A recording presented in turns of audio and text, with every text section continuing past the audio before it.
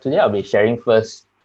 This is the Other Side remix by Falling Feathers. So Falling Feathers is my friend that he has been doing music for a long time, and I think I just took the opportunity to work on this remix with him uh, way back. Like I started this remix 3 years ago, and then I think it only released this year. So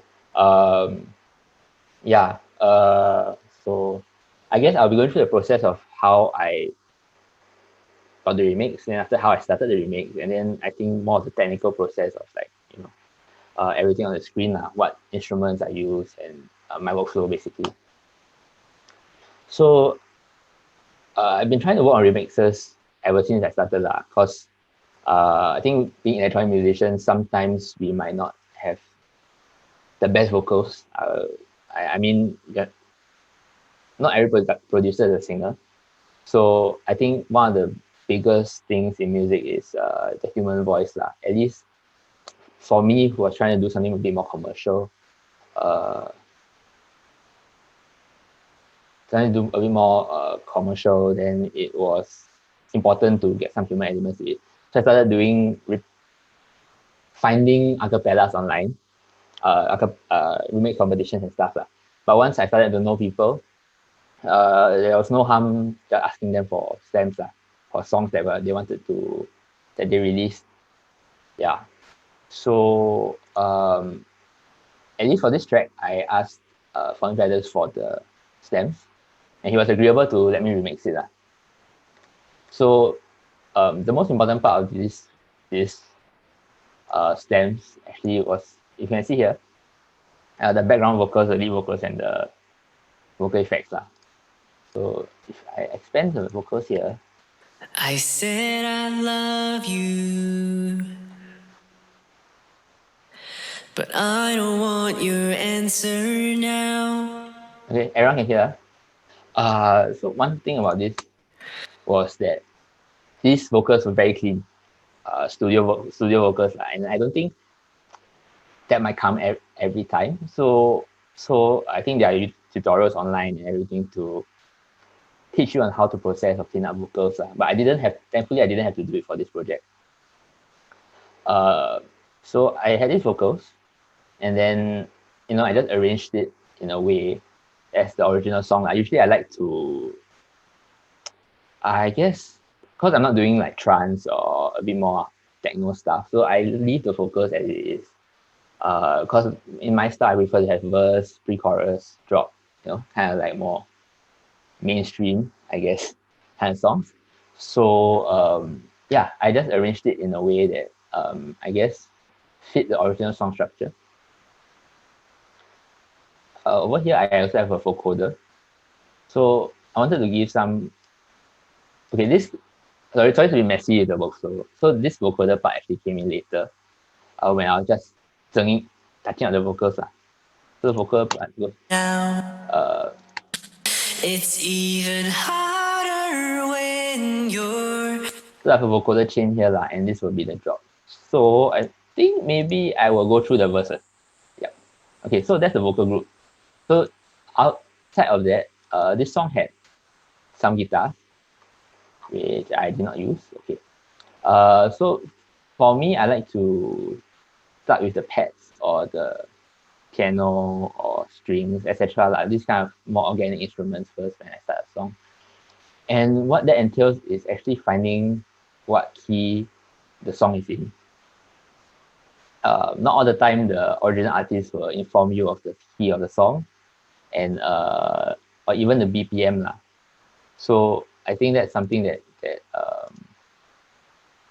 I guess either you be resourceful, like go onto YouTube, go onto Google, search the song if it's a more popular song, or you could always figure it out on your own. So for this song, I kind of asked him for the BPM and the key of the song. Yeah. So I started with some strings for this song. Okay. And the piano. Sorry, piano first. So my favorite piano is the Ableton Grand Piano. I'm not sure if everyone likes the Ableton Grand Piano, but it was available as on for Ableton Pro. So this.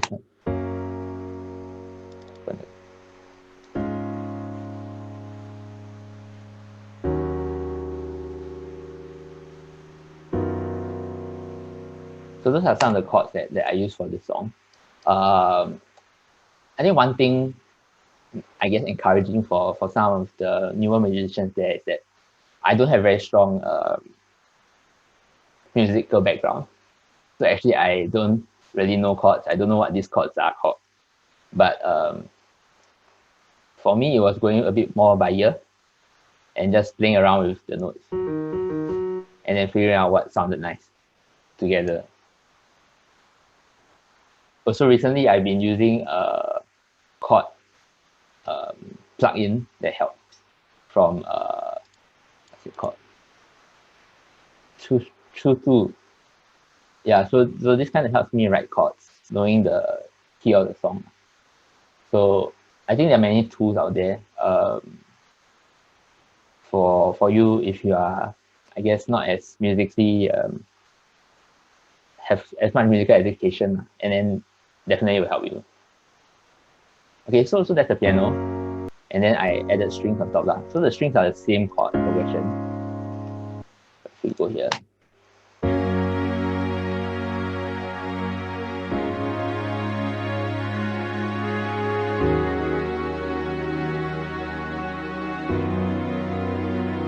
So the rest of the string instruments are basically, I was using this app called Expand, this plugin. Sorry, the strings are from Labs. They have some nice free stuff, so y'all can grab it definitely. And yeah, just for this, I just layered it on top after I was like finished with the song lah. And it's really just playing something that I thought sounded nice on top of it. So there's no methodology to it. I think everyone has their own way of writing melodies. And yeah, so that's how I kind of wrote mine. There's some strings here also. And cello. So I think one other tip that I have when writing orchestra or more stringy stuff is imagine there's the orchestra, and then what instruments are there in the orchestra, and you want a low cello, a middle instrument like a not violin, maybe like a viola, and then after that you have a high instrument like a violin plucking and stuff like that. It's just to fill up the whole spectrum of sounds from low, medium, and then high. Yeah. Okay, so there's also some guitar stems that were available in the song. I didn't use all, but I just used parts that I liked. So I'll just play a few of them. So this is in the verses.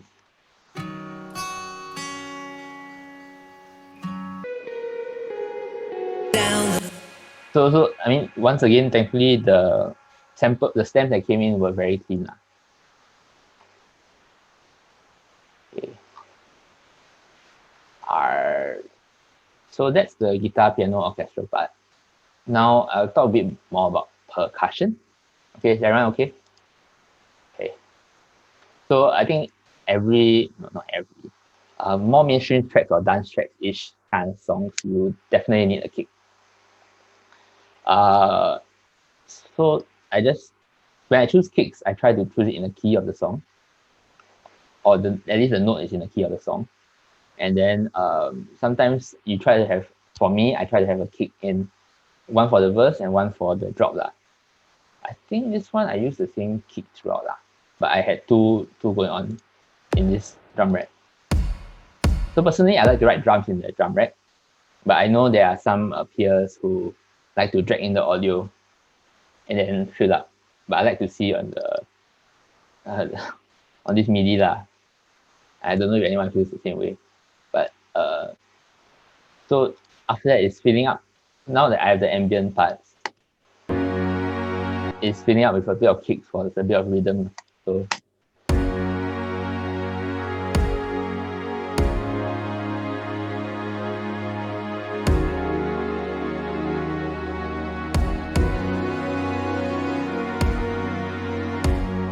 and then one other thing also, usually I write with the snare. So I actually separated the snare from the kick. This is for mixing reasons mostly, because it's the mixing file that I use. Usually I write them together. So you have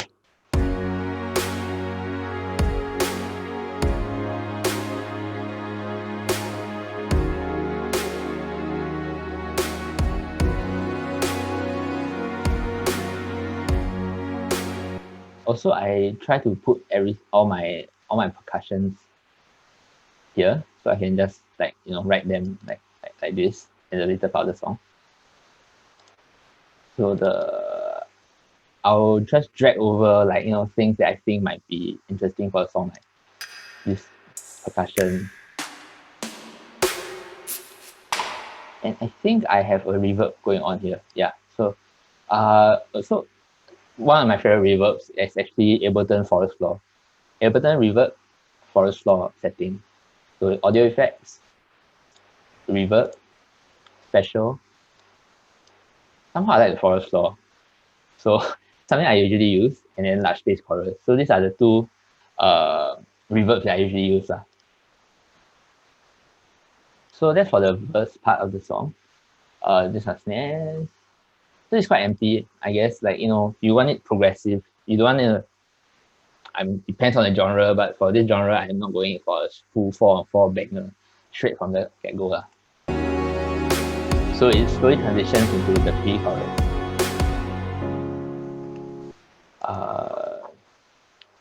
So this goes with the vocals. I'll just play it. Wish I'd forget for now. I know that loving can hurt sometimes. Okay, so just to go through that part. So the pre-chorus here is quite empty. It has just some strings going on. One thing very important with the flow of music, I think, is effects. These are very usually without a key, very atonal thing. So here I have my FX stems. So I have a lot of these uprisers, downlifters, uplifters, and sounds.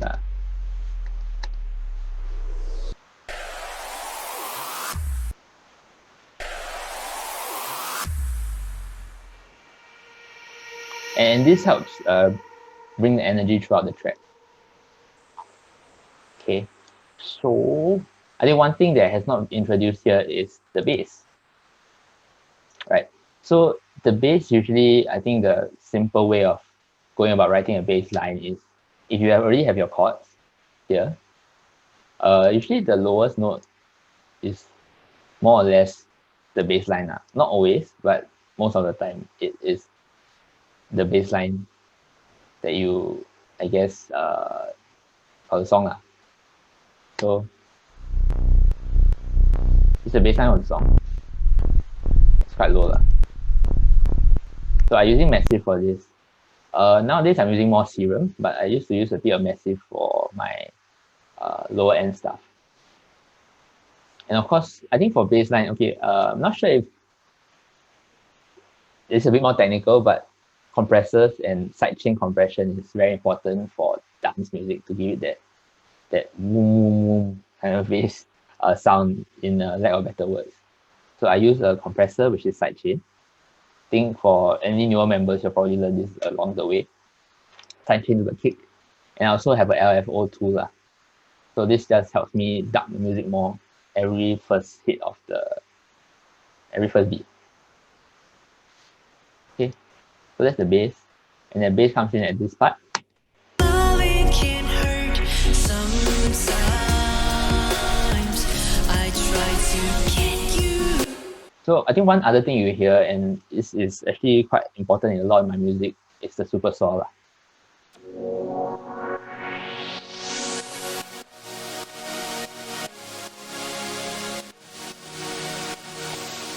So in terms of arrangement, there's a filter here, so it brings in gradually, and there's, I think, 3 layers.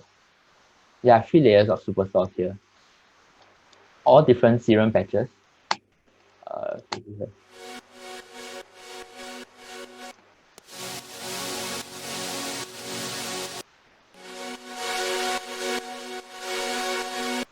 So I think I'm not going to go through how you make super saws, but I think YouTube has a lot of good tutorials on how to make massive super saws or fat super saws, and it involves just putting sounds together, and then I guess curating them and cutting some frequencies out so they sound nice together. And you have a very fat sound with a PH, FPH8T, fat. And then together,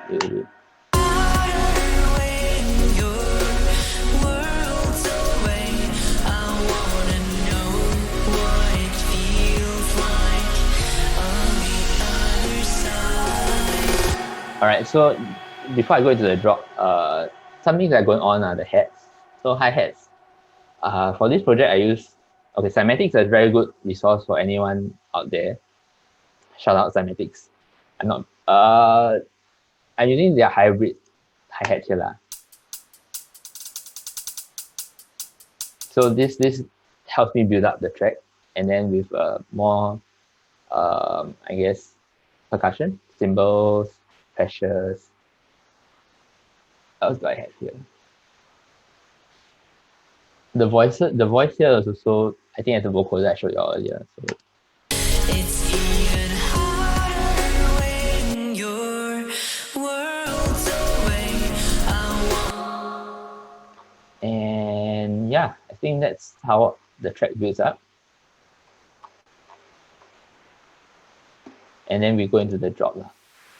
I see there's a lot of chat. Is there any questions so far? Okay, go ahead. Yes, Cymatics is a very useful resource. So in the drop, I think one thing I tried to do, just one thing, I can't remember, it's been a while. So there's this vocal pad going on.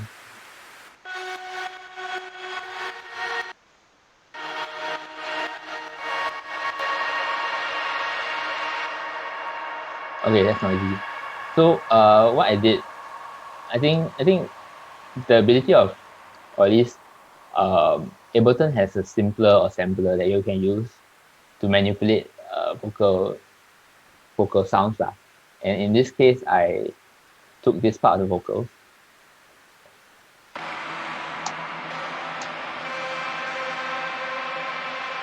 Yeah, that's how it sounds. And then I put on a chain. So I have these are tuners, redux, reverb, flanger, reverb. It's a lot of things to make it sound not like a voice anymore, but it's more of a pad now. So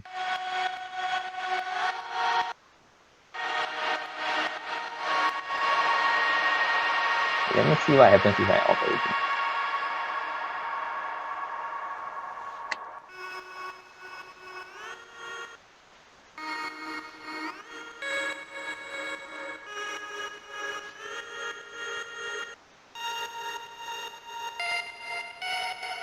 Okay, I just saw something in the chat for ABD. Okay, maybe I will get back to that after this part. Let me finish this vocal pad thing here.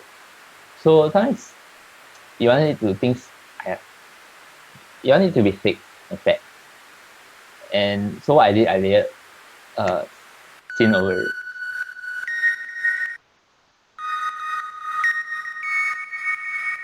Doesn't sound like much lah, but when you put them together,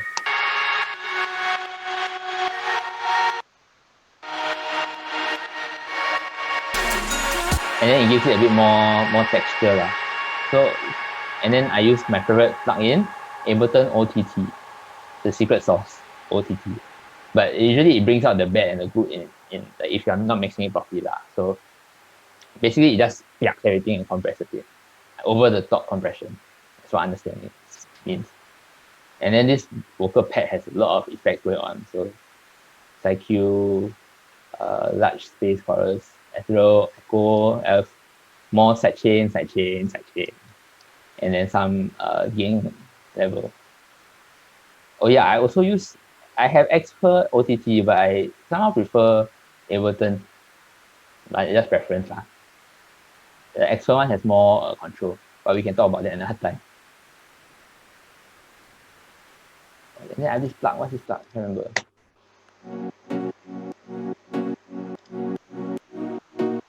I think this was a pad that I ran out of CPU and I froze. So yeah, that's what's happening there.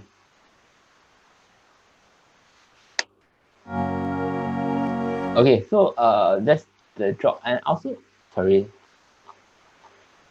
I have vocal chops. Oh, where are the vocal chops? Hold on, sorry. Vocal chops.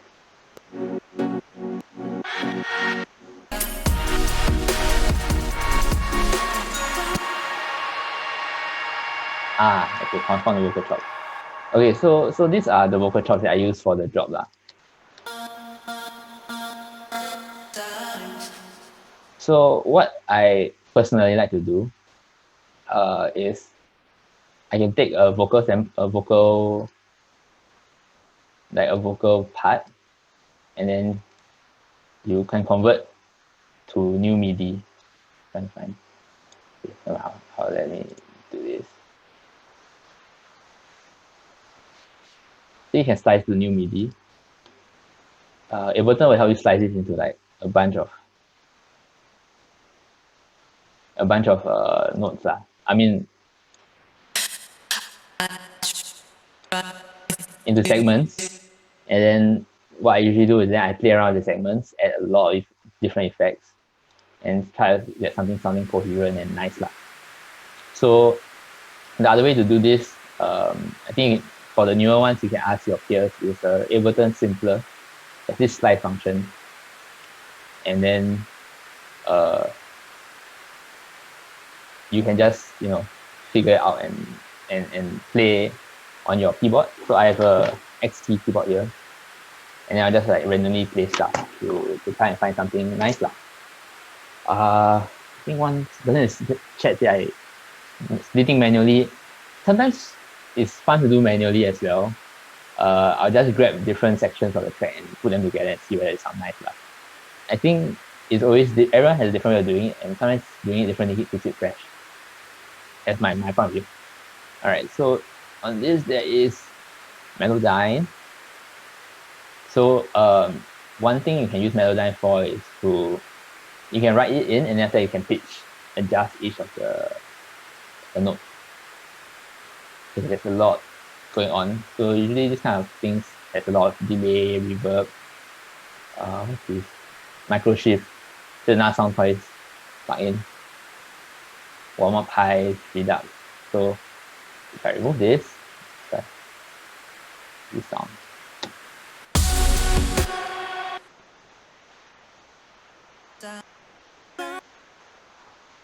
Not very, sounds quite boring, right? Anyway, turn it on it.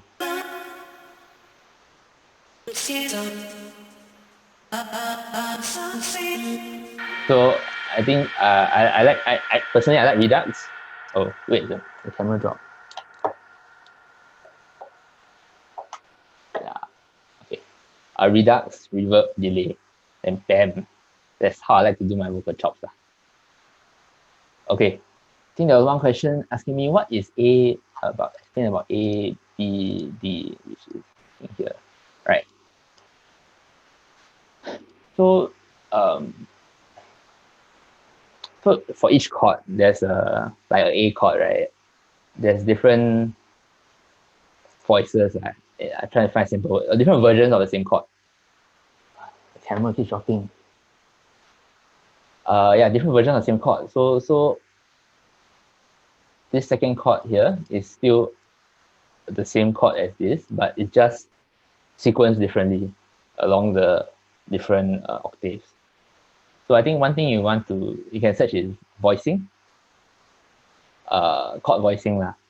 And that's a bit more theory, but if you are playing around and going by ear, sometimes you can push things to a higher octave, and then it might sound better. Yeah. So that's what I try to do on the song. Yes. Okay, so then we go to the next verse. When your city sleeps, I'm wide awake, walking down the boulevard. So there's this percussion going on.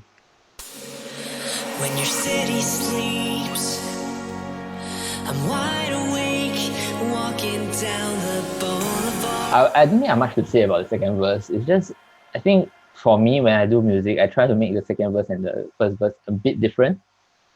Usually through percussions, the chords more or less stay the same.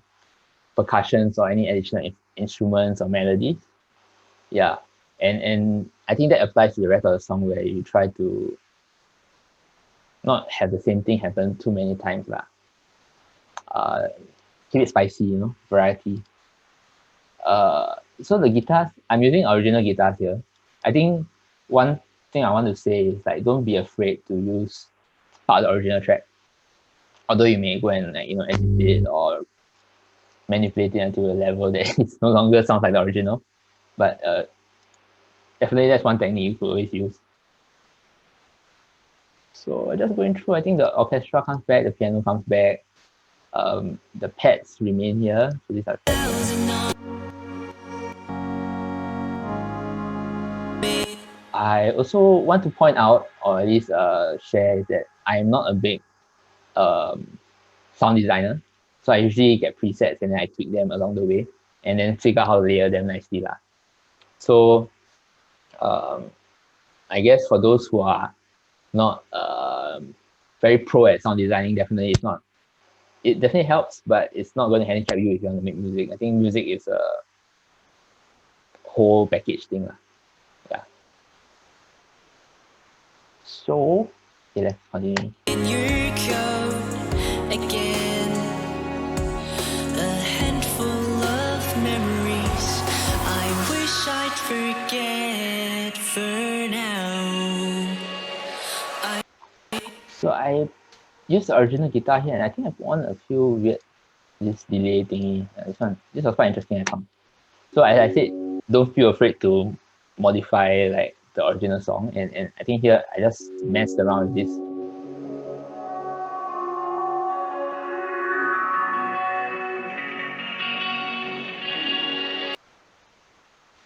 So if shucks, guitar rate. Okay, I'm on the demo version, so this doesn't play. But if I off everything,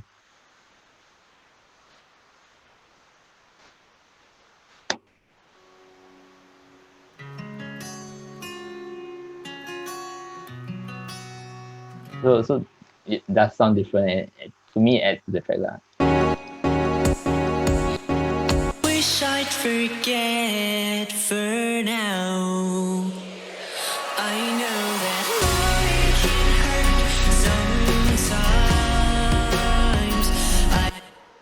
I think there's nothing much else interesting in this build up. So maybe I'll go to the this second drop lah. So this second drop, at least for me, is one of my favorite ones that I wrote recently. Let's go.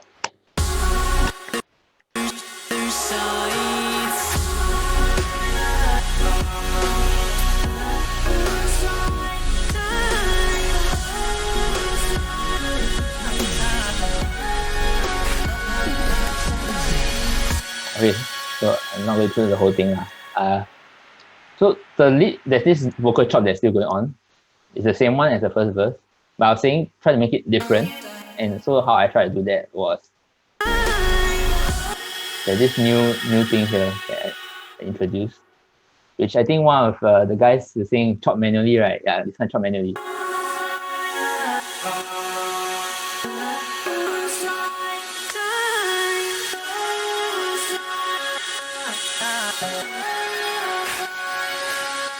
So there are two things here. One is to make it sound nice, right? One is to make sure it doesn't clash with the previous one lah.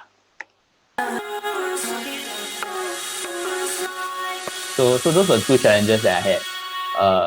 Okay, honestly, this one I really just anyhow put in place here, put a lot of reverb and make it sound nice. So the reverb I'm using a large stage reverb here, convolution reverb here. So this one is in Ableton Max for live. And this is a technique that I learned from watching a cool video whereby you put your reverb here as white noise with a up and down gradient. if you all want to know, I can explain a bit more later for those who want to find out more. And just, yeah, it's a spam a lot of different effects lah. And to make it sound, bring out the, I guess, the feels. Because my music, I try to more feely, lack of a better word. Yeah. So that's the different part, or the interesting part of this job lah.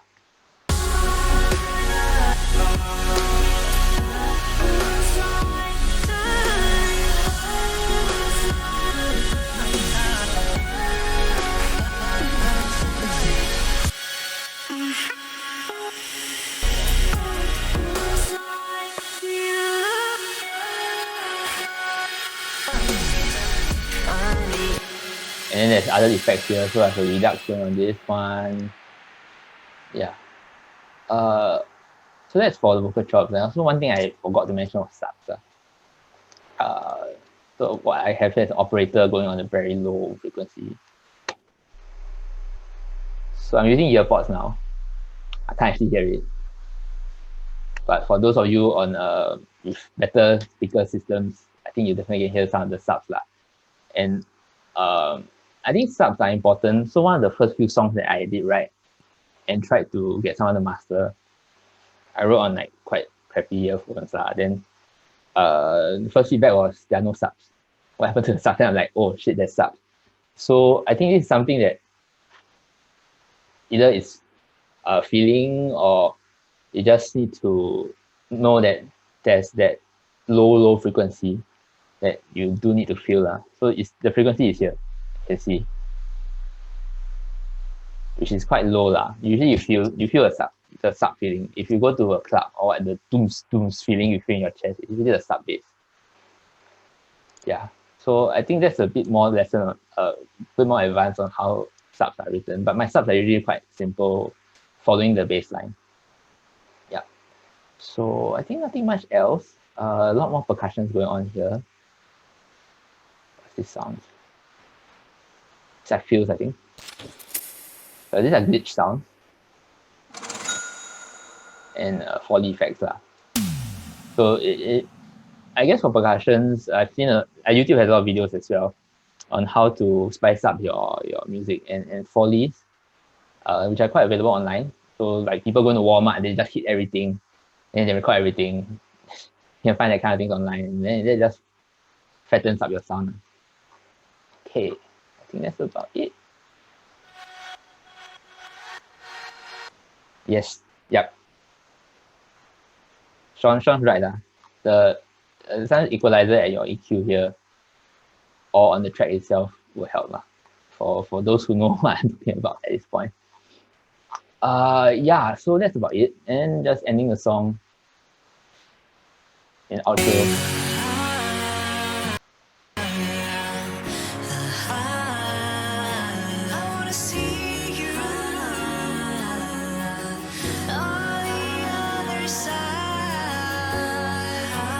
Yeah, I think that's about it for the overall production of this. So what I usually will do is then, as you can see here, I group them into different tracks here. I export them into another program and finish up mixing and mastering in a different Ableton file lah. So I usually use normal EQ, mix mastering, and I have Isotope and Neutron, which are both Ozone and Neutron, which are Isotope products that I have purchased over the last few years. Usually they have student discounts, so before you graduate in year 4, best time to get most of your things that you've been procrastinating to buy lah. I think including Ableton, I bought it then. Just some tips and life hacks. Okay, so that's about the track for the other side remix. After, I think just going through after you finish the song, and what you want to do probably is, 1, you can always upload it on your own channel, but 2, for me, I wanted it on more official channels like Spotify, Apple Music, etc. So I got back in touch with the original artist who I know personally lah. So then after that, I asked him when we'd be interested in releasing the track, and then according to his schedule, then we find some time, and then after that, eventually it drops lah. Personally, I have had tracks that I guess never got shared by the original artist or dropped really much later lah. So I think for those who are doing remixes, I think one thing in my opinion is I think to do it for the because you like it lah. It's quite hard to do it for exposure. But definitely if there is always no harm in reaching out to the original artist to get the stamps, to get your music released on their channels as well. Yeah. And I think remix is one of the ways that I got in touch with. I think some of y'all might know Jasmine Soko. So I think in the early days, I did play with her band a bit, and that was through doing a remix where I then got noticed lah. Yeah. But that's, I guess, my 2 cents about remixes and what we can do with them and how to get them out eventually. I think there are some sites where you can upload your remixes, especially YouTube, which is not as strict as SoundCloud. So yeah, definitely up to you on how you want to share music. Okay, I think that's all for the project sharing. Do you have any questions? Anyone has anything to ask? Like, yeah, just feel free to like on your camera ask, or you can ask in the chat as well. Anyone? Yeah, like, don't shy. Sean say don't shy. Yeah, I guess I go first to just break the ice a bit. So Brandon, what would you say your favorite artist or your favorite inspirations for this song? So I think overall my music is inspired very much by Illenium, Seed the Sky, Debin. Those are very they're called the Sad Boys Club. Basically they do like melodic bass stuff lah. And then this one, especially for this track, it was inspired a bit more by Nurko, NURKO, with some of the techniques that he used lah. Because I think on YouTube there's this in the door program which I watched that happened to be describing the techniques he used. So I think YouTube is definitely a good resource. And then like, to learn how your favorite artists write their songs and learn a bit from everyone. Yeah. So I think that's at least to answer your question, the inspiration for this song and the artists that I referenced lah. So since you started working, how do you balance work and music? Again. Hi. So I think for the rest, it's mostly how to balance study and music. For myself, it's doing work and music lah. Thankfully, I am able to leave work at a good time every day. So I do have time to do music when I want to after work, or if I have some inspiration lah. I think it's very much about finding the inspiration and the right people, the motivation, to do music lah. So for me, I think I do have a small community of musician friends, and them putting out music or collaborating with them definitely helps drive me to do more music lah. I think when I was studying, it's a bit different. Studying music was more procrastination lah. So that was my uni life, is doing music for procrastination. When you don't want to do work, yeah, or your friends are not playing any video games, then there's nothing to do, then you make music. Yeah. So that's I think to answer your question. Yeah. So basically, if you have a community, that will help a lot. Yeah, I mean the EML guys definitely guys and girls definitely, if you are able to support each other and bounce ideas off each other, definitely it will help lah. You drive each other forward.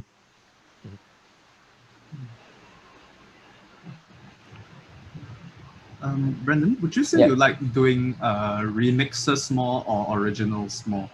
Or like, and do you have any like different approaches to each of them? Personally I like writing originals more because that is telling my story lah. And remixes is a medium of more of conveying my musicality, but like lyrics and words are usually not your own.